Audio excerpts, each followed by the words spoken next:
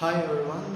In the last class, I have explained our last topic was temperature and kinetic energy. That was our last topic in our last class. So from there, I'll be continuing our today's class. Now today's class, I'll be discussing about temperature and kinetic energy through another example. I'll be discussing about specific heat, units, internal energy of the system, and application of specific heat. So these are the topics what I want to say in our today's class. Let's see in detail. So already I have discussed about temperature and kinetic energy through an example in the previous class. So let's start from there itself with another example.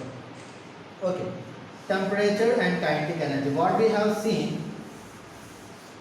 through our last activity is that temperature of the body depends upon the kinetic energy of the molecules in the object. If the temperature of an object is more, the kinetic energy between the molecule present in a substance will be more. Let's see one more example here, telling about the relationship between temperature and kinetic energy. Okay, now here what I will do, I will take one beaker or transparent glass vessel. In that what I will do, I will fill half of the beaker with water. Okay, I will fill half of the beaker with water. Now what I will do, I will heat this water to 60 degrees Celsius. Okay, 60 degrees Celsius. What I will do, above the water, I will add certain amount of oil into it, coconut oil. Okay, above the water, I have placed firmly a certain amount of oil on the surface of water. What I will do, I will place one lid over the cylinder, glass vessel. So this lid have two holes in it. Okay, through the holes, what I will do, I will place one thermometer. I have placed one thermometer in such a way that the bulb of the thermometer will be inside the water. Through the another hole, I will place one more thermometer in such a way that the bulb of the second thermometer is inside the oil. Understood what I am doing here? I have taken one beaker or cylindrical glass vessel. Into it I have added certain amount of water. I have heated the water up to 60 degrees Celsius. Above the water, I have placed gently some amount of oil. Now what I have did, I have covered the beaker with a lid which contains two holes in it. Through the holes, I have placed the thermometer. Through first I have placed the thermometer in such a way that the bulb of the first thermometer is inside the water, and second thermometer I have placed in such a way that the bulb of the second thermometer is inside the oil. Now measure the mercury level in both the thermometers. What we can observe that whatever the mercury level is present in the first thermometer, we can observe that there is a decrease in the level of mercury in the first thermometer. At the same time, we can observe that the mercury level goes on rising up in the second thermometer. This is the first thing what we will be observing. What is the first thing we will be observing? That the mercury level in the first thermometer, it will be moving down, and the mercury level in the second thermometer, it will be rising up, and it will be moving down, and it will be stopped at one point. At the same time, this mercury level will be moving upwards, and it will be stopped at one point. So here, what is the second important point what we can observe, that it is moving downwards means what? When the heat is decreasing or the kinetic energy present in the molecule is decreasing. Which molecule? Here what is, where the thermometer bulb is present inside the water. Here its temperature is decreasing. That is the reason the mercury level in the thermometer is decreasing. Understood? So here the mercury level is decreasing means what? Whatever the temperature is, it is getting decreased, or the kinetic energy present in the substance is decreasing. So, and here what we are observing, that mercury level is increasing means what? Whatever the temperature is there present in the oil, it is getting increased, rising. That is the reason mercury level is increased, or we can simply say that the kinetic energy present in the molecules of oil is increasing.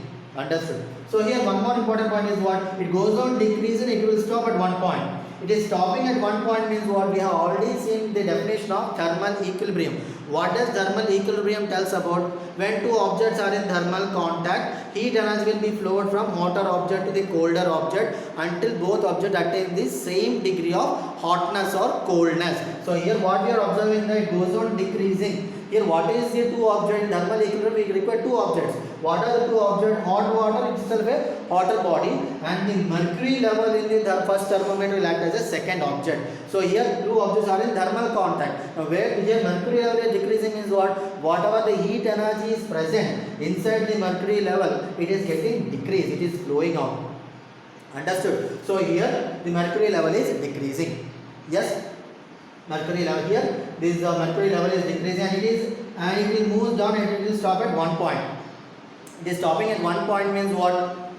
At that point it has reached the thermal equilibrium condition. Once it reaches the thermal equilibrium condition, I already told that from that moment onwards, the body neither receives the heat energy nor it will loses the heat energy. So the mercury level is moving down, it is stopping there means at this level, this point will tell us about the thermal equilibrium condition. At that point we can say that the temperature of the mercury and the temperature of the water is same. It has attained the thermal equilibrium condition. Here what we can observe that the mercury level is moving upwards and it is stopping means what? Here what are the two objects? Mercury will act as one object and the oil will act as another object. So here the temperature is moving upwards, it is stopping at one point means at this point we can say that the mercury and the oil has attained the thermal equilibrium condition. That is from that moment or from that point on it is not rising up. So it tells about what? Here we will be saying that through this activity we can say that heat is nothing but what? We already seen that heat is nothing but it's a flow of energy, and here mercury level is showing the direction of heat flow. Through this what we can define the temperature. We can define one more definition for temperature. What is the definition for temperature? Temperature is nothing but it is the direction of heat flow.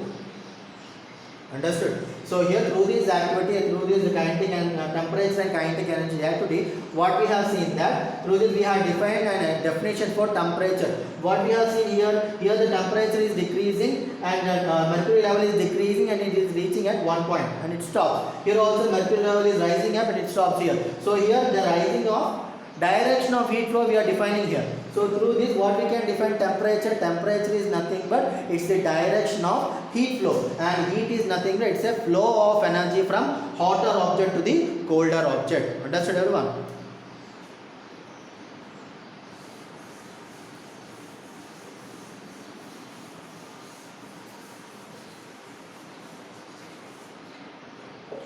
Next concept is specific heat.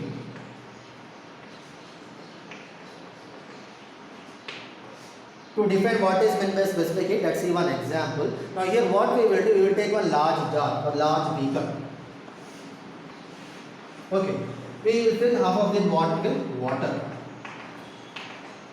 Okay, now we will heat the water such that the temperature of the water attains 80 degrees Celsius. 80 degrees Celsius. What we will do, we will take two identical test tubes. Okay. What we will do, we will add in first test tube we will add 50 grams of water. Okay, in the first test tube we will add 50 grams of water. In the second test tube we will add 50 grams of oil. Okay, we have taken two identical test tubes. In the first test tube we have added 50 grams of water. In the second test tube we have added 50 grams of oil. Now what we will do, we will clamp those two test tubes to a retort stand and we will place those two test tubes into the jar. Okay.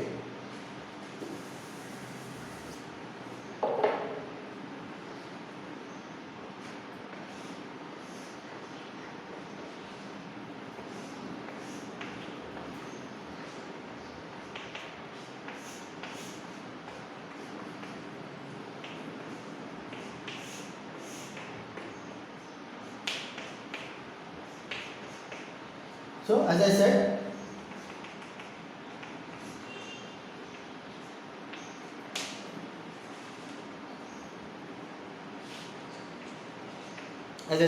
we will be placing those two test tubes to a, we will be clamping those two test tubes to a retort stand and we will be placing those two test tubes into the jar which contains the water which is at 80 degrees Celsius. Now what we will do, we will insert rubber cords to that test tube. Through the rubber cord we will insert thermometers. Okay, and why we will be keeping the thermometer such that we can measure the temperature.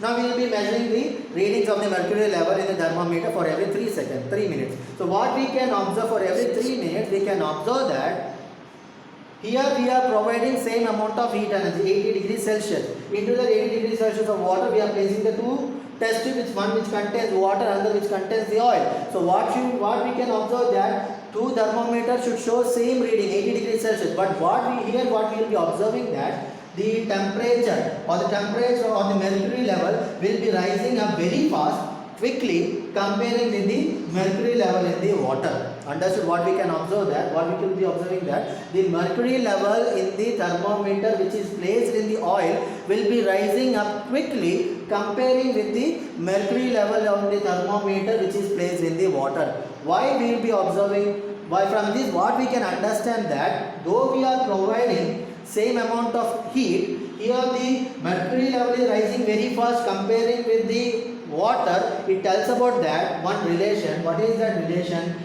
Temperature depends on the nature of the substance.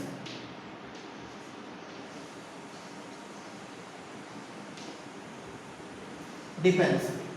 Okay, here the nature of the oil will be different comparing with the nature of the water. That is the reason though we are providing same amount of heat energy, temperature, here the oil is rising up very fast comparing with the water. From this what we can say that temperature depends on the nature of the substance. Means what? For different substances there will different nature of temperature pattern. Understood? So temperature depends on the nature of the substance. Okay.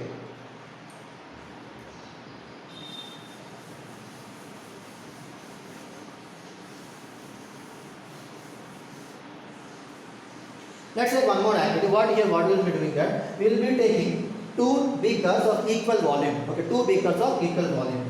Beaker 1 and beaker 2. Here, in first beaker I will be adding 250 grams of water. 250 grams of water. In the second beaker I will be adding 1 kg of water. Okay, I will be taking two beakers. In the first beaker I will be adding 250 grams of water. In the second beaker I have added 1 kg of water. Now I will be heating both beakers. I will be heating both beakers such that it should attain the temperature of 60 degrees Celsius. Until both the beakers, water present in the beaker attains 60 degrees Celsius, I will be continuously heating those beakers. So what we can observe that here in the first beaker it contains less amount of water, in the second beaker it contains more amount of water. So here we are heating these two beakers such that it should attain 60 degrees Celsius. Which beaker will heat it up very fast? You can observe that in the first beaker less amount of water is there. Since it contains less amount of water, we require less heat energy to attain 60 degrees Celsius. Means what? In less time we can observe that the water present in the first beaker will be attaining 60 degrees Celsius. But in the second beaker we can observe that we had to provide more amount of heat energy. Means what? It required more time. More time means what? We have to provide more amount of heat energy to attain its temperature to 60 degrees Celsius. So here temperature is constant. Why temperature? We want to make all these two beakers water should attain 60 degrees Celsius. So temperature is constant. So here what we can observe that if the mass of the substance is more, we require more heat energy. If the mass of the substance is less, we require less heat energy. Through this we can have a equation. What is that equation? Heat energy is usually denoted with Q. Heat energy of a substance is directly proportional to mass of the substance. If the mass of the substance is less, we require less heat energy. If the mass of the substance is more, we require more heat energy. So here heat energy is directly proportional to the mass of the substance. Let's take it as equation number 1. Okay.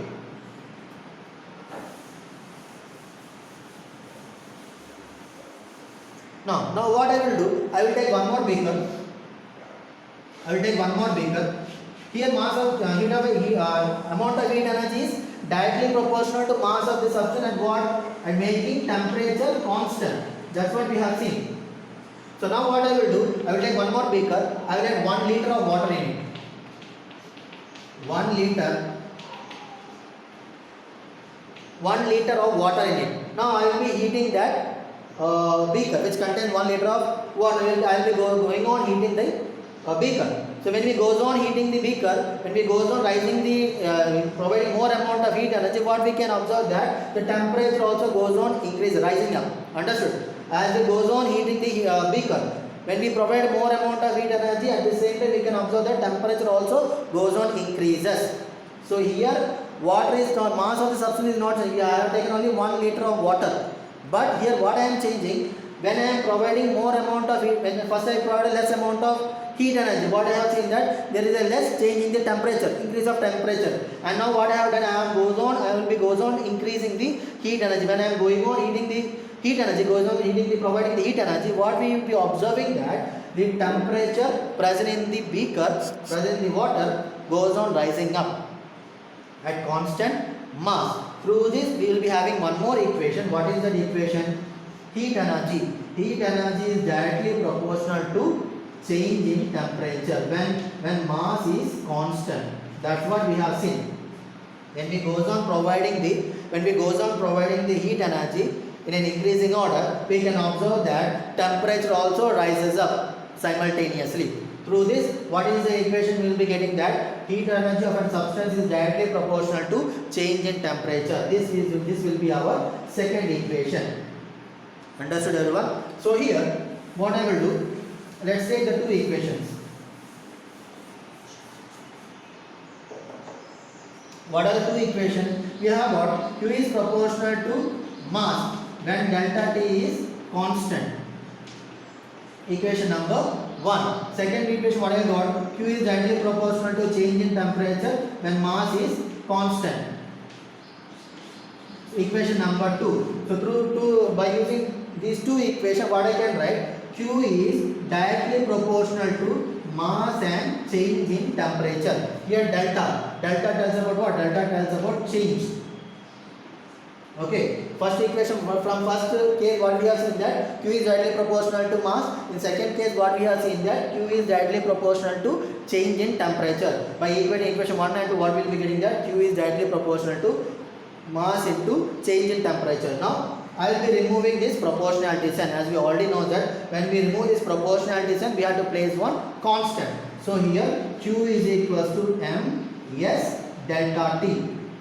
Okay, what I have done, when I have removed the proportionality sign, I have placed one constant. What is that constant I have placed? Yes, therefore Q is equals to MS delta T. This is an important formula for heat. Okay, what is the formula for heat? Q is equals to MS delta T. Now what I will do, you bring this M and delta T to the left side. What I will get, when I bring this to M and delta to the left side, it becomes division. So therefore, S is equals to, when I bring this M and delta to the left side, right side, what it will become? Left side will become what? Division. S is equals to Q by M delta T.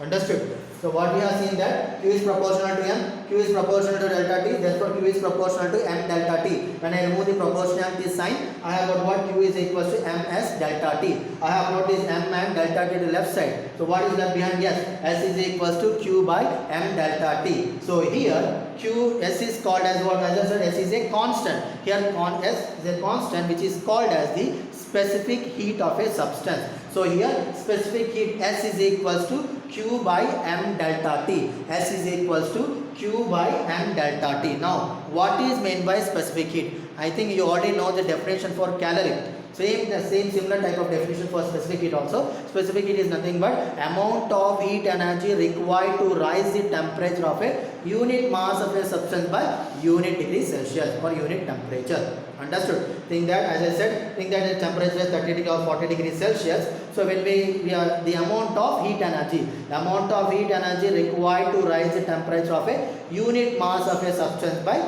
1 unit. If it is at 40 degrees Celsius, if you are able to change the temperature from 40 to 41 degrees Celsius, that change in 1 unit, how much amount of heat energy required to change this temperature by 1 unit, then that is called as specific heat. Understood? Specific heat is nothing but amount of heat energy required to rise the temperature of a unit mass of a substance by 1 unit is called as specific heat. Here specific heat S is equals to Q by M delta T. Understood, everyone?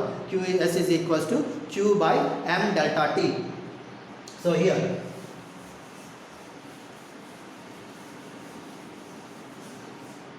So what is the formula got? We have got S is equals to Q by M delta T. Let's see the units. What are the units? We have got two units. First one is CGS unit. What is the CGS unit for specific heat? What is the CGS unit for heat energy? In the previous class, last class we have seen that CGS unit of heat is calorie. So what I will write? Calorie. Calorie is by mass. Mass is usually measured in CGS what? Grams. Grams. Now temperature. Temperature CGS unit is what? Degrees Celsius. So what is the CGS unit for a specific heat?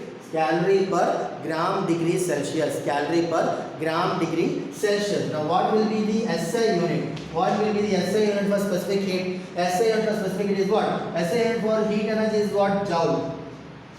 Joule. What is SI unit for mass? It is kg. What is SI unit for temperature? Kelvin. So what is the SI unit for specific heat? Joule per kg Kelvin. So these are the two units for specific heat. What is the CGS unit for specific heat? Calorie per gram degree Celsius. What is the SI unit for specific heat? Joule per kg Kelvin. Understood? Now what will be the relationship between CGS unit of specific heat to the SI unit of specific heat?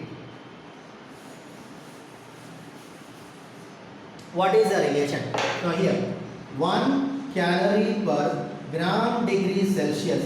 1 calorie per gram degree Celsius is equal to 4.2 into 10 to the power of 3 joule per kg Kelvin. Understood? What is the relationship between CGS to SI in specific heat? 1 calorie per gram degree Celsius is equal to 4.2 into 10 to the power of 3 joule per kg Kelvin. Understood everyone? So what is the equation? What is the equation for specific heat? Specific heat equation is what? S is equals to Q by M delta T. This is a very important equation. Understood the relationship between CGS to SI? 1 calorie per gram degree Celsius is equals to 4.2 into 10 to the power of 3 joule per kg Kelvin. So it's a very important point.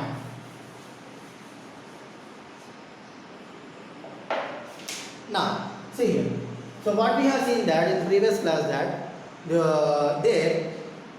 the previous here only in today's activity what we have seen that temperature of a substance depends upon what? Nature of the substance, right? Temperature depends on the nature of the substance. So here what I will be saying that, so here if you observe the equation S is equals to Q by M delta T, if you observe the relationship between S and delta T, S is inversely proportional to delta T. S is inversely proportional to delta T.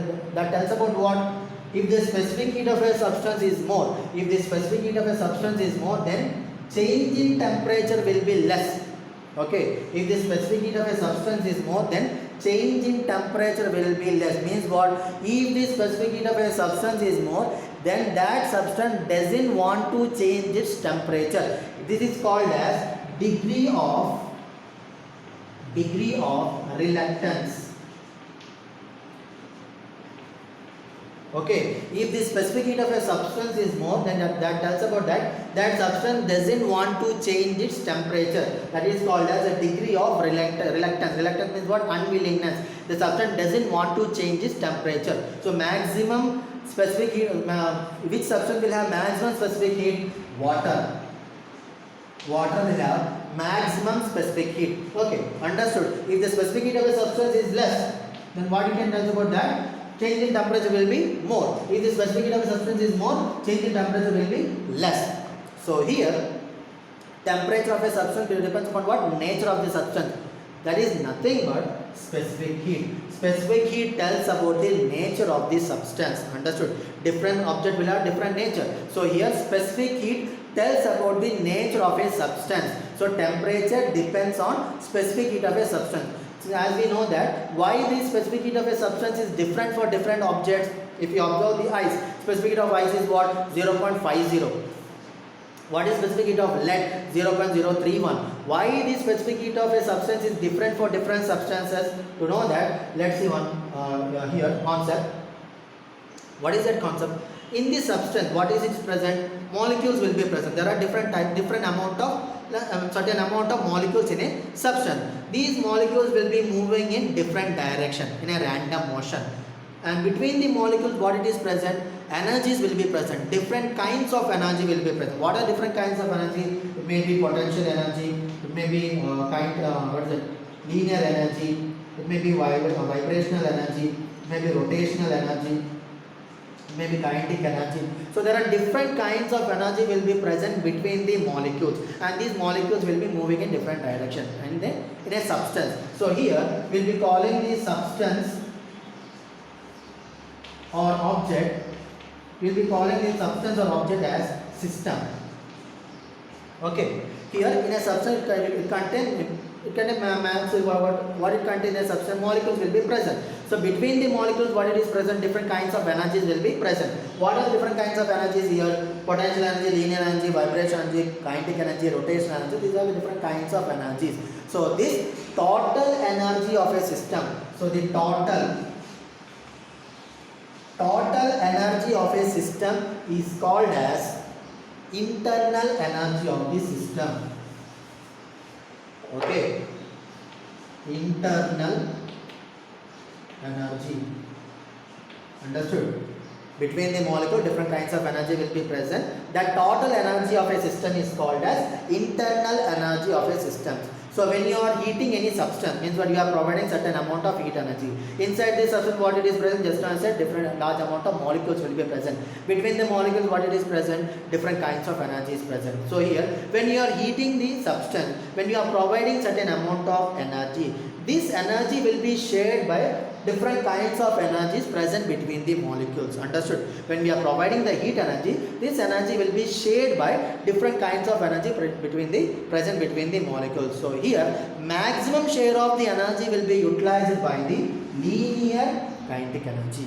Understood? So maximum amount of energy will be shared utilized by what? Linear energy. So if we are able to find the specific heat of a substance, if you are able to find, if you know the specific heat of a substance, if you are able to find the specific heat of a substance, through that we can find how much amount of energy is required to heat that particular substance. How we will be able to find? By using a formula, as I already told, Q is equals to ms delta T. Okay, if you are able to find the specific heat of a substance, through that we can easily find out how much amount of heat energy is required to heat that substance. Understood what is meant by internal energy of system. The next one, our last topic is what? Applications of specific heat.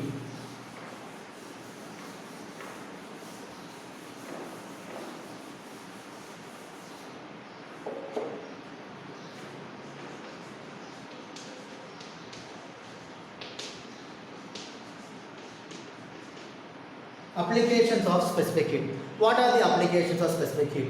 So you already know that sun delivers large amount of heat to the earth daily. So here maximum part of the earth is covered with what? Oceans. Oceans is nothing but water. Just now I said that water has the highest specific heat. If the specific heat of a substance is more, it doesn't want to change its temperature. Now listen, as sun provides large amount of heat to the earth daily, so this maximum part of the earth is covered by oceans. So more amount of heat energy is present where? Near to the equator. So here what the oceans will do? Ocean will absorb the maximum amount of heat energy near the equator, and it will transport that heat energy throughout the globe in such a way that across the globe it contains same constant temperature throughout the globe. Okay, in that way oceans will control the climate of the earth. Understood everyone what I am saying?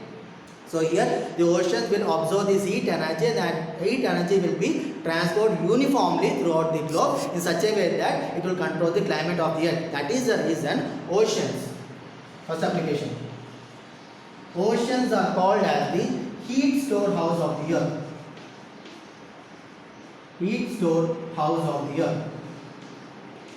Understood why oceans are called as heat store of the house of the earth? Here what it is said that heat will see whatever the sun delivers the heat energy, that heat energy will be absorbed by the oceans, and that heat energy will be transported equally throughout the globe in such a way that it will control the temperature or climate of the earth. That is the reason oceans are called as the heat storehouse of the earth. Second one is what? Watermelon. Watermelon. Think that you have taken one watermelon, you have placed that watermelon inside the fridge for 1 hour. After 1 hour, you keep that watermelon outside for 3 to 4 hours. After 4 hours also, when you touch the watermelon, we can still feel the coolness. Why we still feel the coolness? As you already know that watermelon itself contains what? Large amount of water. As the specific heat of water is more, as the specific heat of water is more, what will happen? It doesn't want to change its temperature. Degree of reluctance, unwillingness to change its temperature. That is the reason after 4 hours also we are able to what? Feel the coolness. It doesn't want to change its temperature. Understood? That is our second application. Third application, very simply, already knows it, samosa. Samosa. So when you hold the samosa, we may not feel the hotness, but when you eat it, we may feel the inside part, the curry or the ingredients is hot. So here what it says that it has different specific heat. The ingredient has higher specific heat comparing with the outer part of the samosa. That is the reason when though we are holding the samosa, we will not feel we may not feel the hotness, but when you eat it, we may feel the inner part or the curry or the ingredients is hot. Why we may feel the hotness? Because ingredients will have certain specific heat and the outer part of the samosa will have another specific heat. Understood the applications? These are very important applications. What are the applications? Ocean, which is called as the heat storehouse of the earth. Second one is watermelon. Third one is samosa. Understood? With this, I'll be concluding our today's class. Remaining topic I'll be concluding in the next class. Okay, thank you.